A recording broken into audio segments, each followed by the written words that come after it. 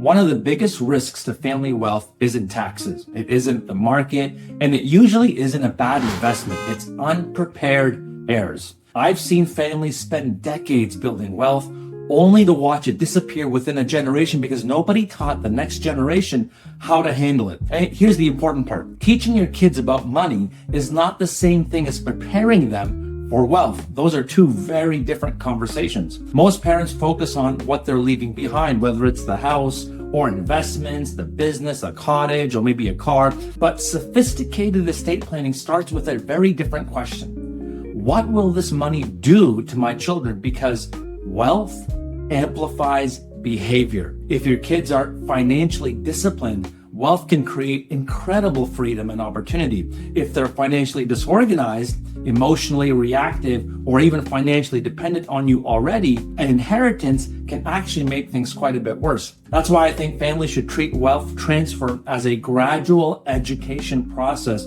not a surprise event that happens after death. And this starts much earlier than people think. When kids are young, the goal is simple. Teach decision making, not just saving money, but actual decision making, because eventually they'll have to make decisions around investing, taxes, debt, philanthropy, real estate, maybe even just a family business. So instead of saying, well, just save your money, teach the trade-offs. If you spend here, what are you giving up there? That's a much more sophisticated financial skill. As kids get older, the conversations should evolve. Teenagers should understand how compound growth works, why taxes matter, and why they kind of suck, to be honest. How debt can either build wealth or destroy it, and why cash flow matters more than appearances. And when they're young adults, this is where families often avoid the hard conversations. But that's exactly when they become incredibly important, because eventually someone is going to inherit registered accounts, non-registered investments, real estate, maybe even insurance proceeds. And every one of those assets come with planning implications.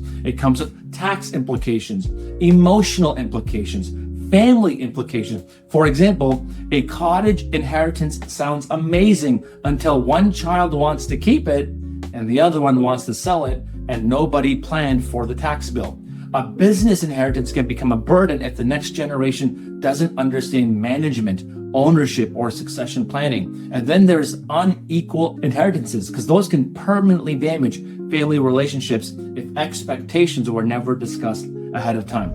That's why good estate planning is never just legal planning. It's actually behavioral planning. It's family governance. It's communication. The families who transition wealth successfully usually have clear values and ongoing conversations and a structure around the decision-making process long before money ever changes hands. And honestly, sometimes the best inheritance isn't the money itself. The best inheritance is raising financially capable adults who know how to handle opportunity responsibly.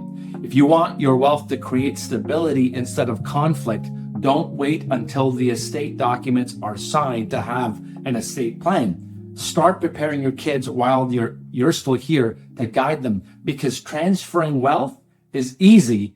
Transferring wisdom is the hard part.